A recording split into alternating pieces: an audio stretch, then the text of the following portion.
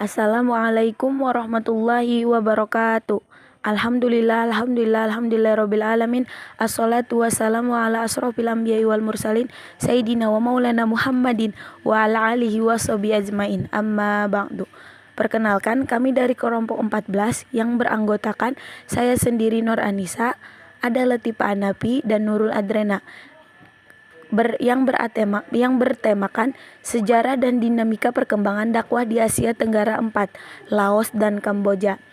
Pembahasan yang pertama, yang A, sejarah dan dinamika perkembangan dakwah di Asia Tenggara.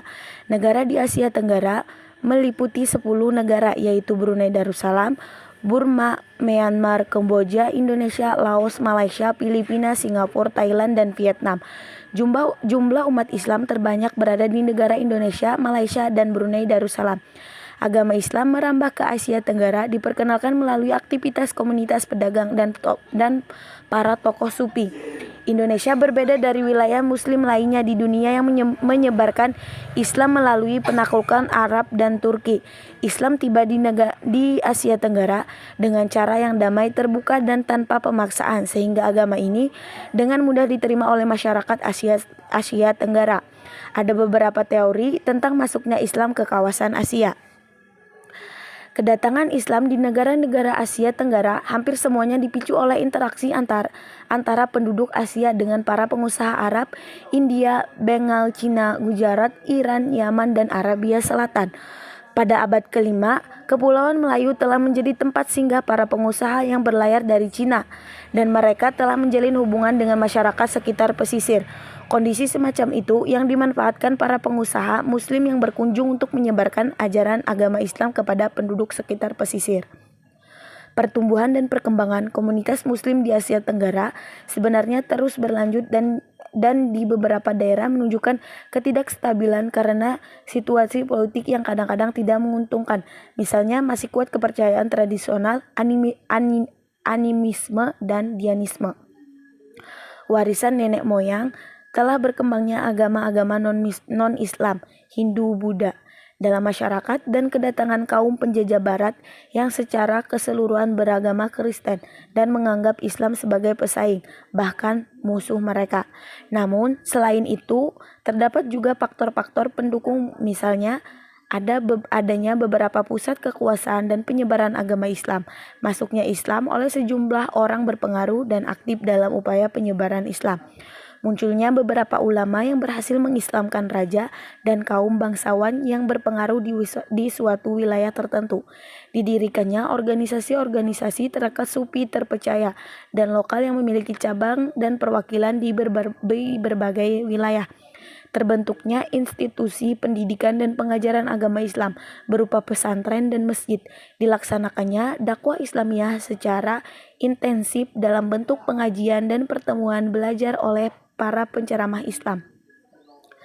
Dan didirikannya negara-negara nasional yang melindungi dan memberikan kebebasan beragama kepada setiap kelompok masyarakat yang menjadi penduduknya.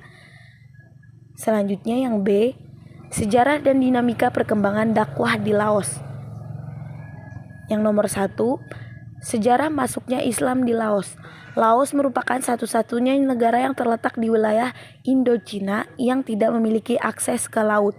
Laos berbatasan dengan Vietnam di sisi barat, berbatasan dengan Cina di sisi utara, berbatasan dengan Thailand di sisi selatan, dan berbatasan dengan Myanmar di sisi barat laut. Luas wilayah negara Laos mencapai 236.800 km. Dan sebagian besar wilayahnya terdiri dari pegunungan. Agama yang mendominasi negara Laos adalah agama Buddha. Kelompok Muslim yang ada di Laos bertempat tinggal di Masjid Jami yang ada di ibu kota Laos, yaitu Vientiane. Selain kelompok Muslim dari Laos sendiri, di negara ini juga dapat dijumpai kelompok Muslim lainnya yang berasal dari Kamboja dan lolos dari Khmer yang bertempat tinggal di wilayah perkotaan negara Laos. Islam masuk ke wilayah Laos diperkirakan pada abad ke-18 yang dibawa oleh Tamil yang berasal dari selatan India. Mayoritas orang Tamil tinggal di ibu kota dan ada juga beberapa mereka yang menyebar ke berbagai kota. Islam di Laos juga dibawa masuk oleh orang-orang dari Pakistan yang bekerja untuk melayani pasukan Inggris dan ditempatkan di Myanmar. Myanmar berdekatan dengan Laos menyebabkan Muslim Pakistan ini dengan mudah menyebarkan Islam di Laos sehingga mereka disebut dengan Fakhatun. Fakhatun Muslim ini menyebarkan agama Islam dengan cara menikahi perempuan Laos sehingga mereka dengan lancar menyebarkan agama ajaran Islam yang menjadikannya mereka kelompok Muslim terbesar di Laos. Muhammad Rafiq atau Sophie Sengsone, Kepala Asosiasi Muslim yang ada di Laos, mengatakan bahwa hubungan antara umat Muslim yang ada di Laos dengan masyarakat dan pemerintah Laos sangat baik dan harmonis, sehingga Muslim Laos dapat dengan mudah membangun tempat ibadah atau masjid di Laos. Ada teori yang mengatakan bahwa Islam pertama kali masuk ke wilayah Laos melalui pedagang Cina yang berasal dari Yunan. Selain berdagang di Laos, pedagang Cina ini juga memiliki misi untuk menyebarkan ajaran Islam yang disebut Chin Hao. Salah satu contoh peninggalan Chin Hao yang masih ada hingga saat ini adalah adanya komunitas Muslim di perbukitan dan dataran tinggi Laos. Mereka adalah individu yang terlibat dalam memenuhi kebutuhan pokok masyarakat perkotaan. Selain itu, mereka juga telah membangun sebuah masjid besar yang mereka banggakan dengan gaya neo-Mughal yang memiliki menara bergaya oriental dan terletak di belakang air mancur Namfui. Masjid ini telah diperbarui dengan dilengkapi pengeras suara dan di dalamnya terdapat ornamen dengan tulisan dalam 5 bahasa, yaitu bahasa Arab, Tamil, Lao, Urdu, dan Inggris. Umat Muslim Laos berasal dari imigran Asia dan Muslim Kamboja yang melarikan diri dari kekejaman rejim Khmer Merah. Umat Islam yang selamat dari peristiwa tersebut ada yang memilih untuk mengungsi ke wilayah tetangga seperti Laos dan ada juga yang masih memilih untuk bertahan di Kamboja dengan cara bersembunyi secara diam-diam dan menyembunyikan identitas mereka sebagai umat Muslim. Umat Islam yang ada di Laos tersebut terpecah menjadi dua, yaitu umat Muslim yang berasal dari Asia Tenggara dan Kamboja yang disebut Muslim Vientiane dan Muslim Chin Hao. Muslim Vientiane adalah penganut ajaran Hanafi, sedangkan Muslim Chin Hao mengikuti ajaran Syafi'i. Meskipun umat Muslim di Laos merupakan kelompok minoritas, mereka hidup dengan damai dan tidak mengalami ancaman atau diskriminasi dari penduduk lokal dan pemerintah Laos.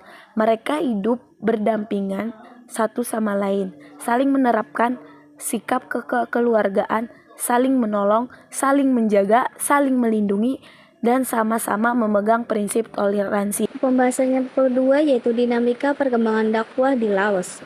Kondisi kehidupan beragama di Laos mulai menunjukkan kemajuan yang baik dengan dilakukannya perubahan konstitusi Laos 1991 pada tahun 2003. Konstitusi diubah menjadi negara yang menjamin kebebasan penduduknya untuk menganut agama-agama, meskipun dalam praktiknya masih diawasi ketat oleh pemerintah pusat dan daerah. Konstitusi Laos memberikan penduduk hak dan kebebasan untuk mempercayai atau tidak mempercayai agama. Keberagaman Muslim berdasarkan etnis ini membuat mereka mendirikan perkumpulan Muslim berdasarkan suku mereka, yakni Perkumpulan Muslim India, Perkumpulan Muslim Pakistan, dan Perkumpulan Muslim Syam, yang semuanya beroperasi di kota Vientiane. Muslim Asia Selatan ini tersebar di kawasan kota Vientiane, Luang Prabang, Pakse, dan Savan Nakhon.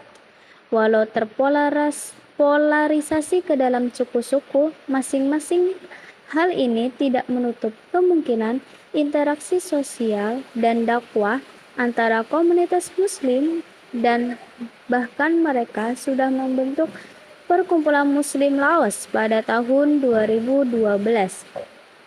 Dijelaskan oleh Presiden Perkumpulan Muslim Laos, Muhammad Rafiq alias Sophie Sengson, mengatakan bahwa hubungan Muslim dengan umat agama lain serta dengan pemerintah Laos berjalan dengan sangat baik. Penerimaan yang baik membuat Muslim Kamboja sebagai Muslim mayoritas mampu mendirikan Masjid Azhar atau Masjid Kamboja di distrik Chanthaburi, 4 km dari kota Vientiane. Masjid ini tidak hanya untuk Muslim Kamboja saja, namun juga menjadi rumah ibadah Muslim dari berbagai negara, seperti Indonesia, Malaysia, dan Palestina. Masjid ini juga berfungsi sebagai media pendidikan Islam. Keberadaan masjid di kawasan ibu kota Vientiane ini tidak diprotes oleh masyarakat Buddha, termasuk ketika azan berkumandang. Kesabaran terlihat ketika waktu sholat tiba, azan terdengar dan jamaah muslim di sana datang untuk beribadah.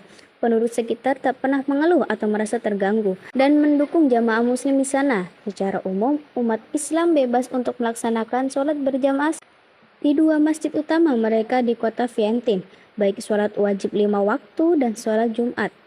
Pemerintah tetap melakukan pengawasan ketat pada aktivitas minoritas muslim, namun tidak sampai ke tahap mengganggu. Tak hanya agama Islam, agama apapun diperbolehkan untuk beribadah di Laos. Hanya saja tak ada hari libur nasional kecuali hari keagamaan Buddha. Membangun tempat ibadah pun tak mendapatkan bantuan pemerintah. Muslim Laos yang hidup pada masa sekarang dapat berinteraksi dengan bebas dan membangun komunitas yang baik dengan Muslim dari luar negara, meskipun pemerintah tidak memberikan anggaran khusus untuk pembangunan tempat ibadah dan kegiatan keagamaan. Upaya yang dilakukan oleh Muslim di Laos untuk persiapan generasi muda dengan pendidikan agama yang berkualitas adalah dengan mengirimkan siswa Muslim untuk belajar di Universitas Islam di Malaysia. Harapan mereka adalah agar terbentuk generasi penerus yang mampu memimpin komunitas Muslim di Laos dengan baik di masa depan. Pembahasan selanjutnya yaitu sejarah dan dinamika perkembangan dakwah di Kamboja. Sejarah masuknya Islam di Kamboja.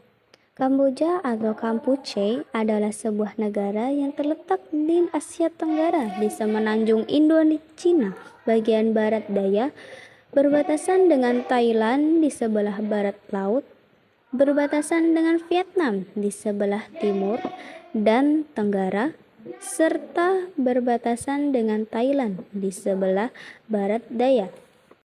Sebagian besar penduduk negara Kamboja adalah etnis Khmer, dengan mayoritas penduduknya yang beragama Buddha, minoritas beragama Katolik, dan sekitar 1% atau 700.000 penduduknya memeluk agama Islam. Islam tiba di Kamboja pada abad ke-15 atau sekitar tahun 1471 Masehi saat kerajaan Champa di Vietnam jatuh akibat serangan kerajaan Annam. Orang-orang Muslim yang tinggal di Champa melarikan diri ke daerah-daerah di sekitar Vietnam, termasuk salah satunya Kamboja. Orang-orang Muslim Champa sebelum serangan kerajaan Vietnam terdiri dari beberapa etnis seperti Arab, India, Pakistan, Afghanistan, dan Melayu. Etnis-etnis ini yang membawa Islam ke Champa. Namun, setelah serangan kerajaan Vietnam, etnis-etnis ini yang membawa Islam ke Champa. Namun, setelah serangan kerajaan Vietnam, etnis-etnis ini menyebar ke seluruh wilayah Asia Tenggara. Kedatangan umat Muslim Champa di Kamboja diterima dengan baik oleh pemerintah setempat, yaitu Raja Khmer yang memerintah Kamboja saat itu. Pemerintah bersikap sangat toleran dan memberikan kebebasan kepada agama Islam dan Buddha untuk memilih pekerjaan yang diinginkan. Terdapat teori yang mengatakan bahwa jauh sebelum runtuhnya kerajaan Champa, orang-orang Kamboja telah menjalin hubungan dagang dengan para pedagang-pedagang Arab, Persia, Gujarat, dan Melayu. Pada abad ke-7, kaum Jawa telah mulai mendiami beberapa wilayah Khmer sebagai tempat mencari nafkah, yaitu berdagang, berlayar, dan menjadi tentara laut. Perkembangan Islam semakin terlihat pada abad ke-15, di mana terdapat bukti adanya kerjasama ekonomi dan agama antara Melayu dan Kamboja. Kami mengenal bahwa perkembangan agama Islam di Asia Tenggara banyak dikembangkan melalui perdagangan, begitu juga dengan Kamboja. Banyak pedagang Muslim dari Borneo, Jawa, Sumatera, dan Singapura pergi berdagang ke Kamboja. Bahkan, para pedagang tersebut telah memulai dengan menjalin kerjasama dengan raja-raja Khmer agar mereka dapat saling menguntungkan. Perkembangan dakwah di Kemboja. Pada awal kedatangan Muslim Champa sampai perkiraan awal abad 19 sebelum rezim Khmer Merah berkuasa, umat Islam tumbuh dan berkembang menjadi sebuah agama minoritas yang cukup berpengaruh dan tidak dipandang sebelah mata. Untuk menjadikan Muslim Cham yang berstatus sebagai pendatang pada tahun 1950, pemerintah Kemboja akhirnya memberikan julukan bagi etnis Cham Melayu Muslim dengan julukan Khmer Islam. Langkah ini bertujuan agar Muslim pendatang yang berbeda dengan etnis asli Kemboja merasa dekat dan merupakan bahagian dari senegara. Meskipun dalam perjalanan sejarahnya mereka berbeda etnis, sebahagian besar dari para orang Cham Muslim yang berada di Kemboja bekerja sebagai petani, nelayan dan peternak. Mungkin sedikit dari mereka juga menjadi aristokrat, sebahagian lagi bekerja sebagai guru dan pendakwah. Perkembangan Islam di Kemboja tidak hanya mencakup permasalahan agama saja, pendidikan pun juga menjadi ranah tempat berkembangnya Islam di Kemboja. Dalam hal keberagaman, telah jelas umat Islam mengalami perkembangan yang cukup baik, terbukti dengan tumbuhnya masjid-masjid di Kemboja dan tumbuhnya musola serta madrasah. Tercatat pada permulaan tahun 1970, umat Islam Kemboja memiliki 122 masjid, 200 musola. Angka ini menunjukkan jumlah yang cukup mengejutkan secara tidak langsung. Hal ini menggambarkan bahawa Islam meskipun minoritas akan tetapi tetap berkembang. Pada awal abad ke-19 atau sekitar tahun 1864, sebelum Kemboja dikuasai oleh Khmer Merah, terlebih dahulu Perancis menjajah dan mengendalikan Kemboja. Kemunculan Perancis di Kemboja membawa stabilitas politik di negara ini. Perancis menjadikan Kemboja sebagai protektorat hingga tahun 1970. Perancis bersikap toleran terhadap kedua agama yang berkembang di Kemboja, iaitu agama Buddha dan agama Islam. Bahkan umat Islam, Buddha dan Perancis menjalin hubungan baik seperti simbolis mutualisme yang saling menguntungkan. Keberadaan agama di Kemboja tidak diganggu oleh Perancis. Bahkan Perancis memeluk dan menyatukan agama-agama yang sebelumnya telah berkembang di Kemboja. Kemudian pada tahun 1975 hingga tahun 1979, kelompok komunis Khmer Merah menyatakan dirinya sebagai pemerintah yang berkuasa mutlak di Kemboja. Pemerintahan ini menghapus hukum-hukum kebebasan beragama di Kemboja. Sejak saat itu, sejarah umat Islam menjadi cukup suram. Bahkan penderitaan ini tidak hanya dialami oleh umat Islam tetapi juga seluruh umat beragama di Kemboja termasuk umat Katolik dan Buddha. Saat pemerintahan Khmer Merah berkuasa, terjadi banyak konflik antara komunitas agama Kemboja dengan pemerintah. Hal ini disebabkan oleh penghapusan undang-undang kebebasan beragama oleh pemerintah ini. Akibatnya banyak tempat ibadah dan simbol-simbol keagamaan dihancurkan. Jumlah penduduk Muslim pada saat itu sekitar 800,000 orang. Namun, tidak kurang dari 70% dari mereka tewas dalam pembantaian. Di antara mereka yang disiksa dan dimata adalah sisa-sisa politisi dan dari rezim sebelumnya, doktor, pejabat, pemerintah, intelektual, orang-orang kaya dan mereka yang tidak sejalan ideologinya dengan pemerintah Khmer Merah. Tidak hanya pembantaian, penghancuran simbol keagamaan dan tempat ibadah pun tak luput dari perusakan. Bahkan dari sekitar 122 masjid yang berada di Kemboja, hanya tersisa sekitar 20 masjid. Begitu tegang suasana kala itu. Namun melihat kondisi yang terpuruk seperti itu, umat Islam tidak tinggal diam. Mereka menuntut hak kebebasan mereka dalam beragama. Akhir sekali, penutupnya. Negara-negara yang termasuk kawasan Asia Tenggara adalah Vietnam, Laos, Kemboja, Myanmar, Thailand, Malaysia, Singapura, Indonesia, Filipina dan Brunei Darussalam. Di Asia Tenggara, penduduk terlihat sangat beragam, baik dalam hal suku, bangsa maupun agama yang mereka ikuti. Oleh kerana itu, di wilayah ini terdapat beberapa kelompok masyarakat yang memiliki sejarah perkembangan yang berbeza, termasuk kelompok masyarakat Muslim. Perkembangan masyarakat Muslim di Asia Tenggara juga bervariasi antara satu negara dengan negara lainnya kerana proses masuknya Islam dan pembentukan masyarakat yang mengamalkan agama ini tidak terjadi secara serentak di setiap negara di kawasan ini. Menyaksikan berbagai terjadi politik yang mengguncang kawasan Indochina, terutama Kemboja, dengan pemerintah komunisnya, para Muslim Cham sebagai pendatang di Laos telah mengembangkan karakteristik dalam diri mereka agar dapat menjadi komunitas Muslim yang inklusif dan fleksibel dalam menghadapi berbagai situasi politik yang ada.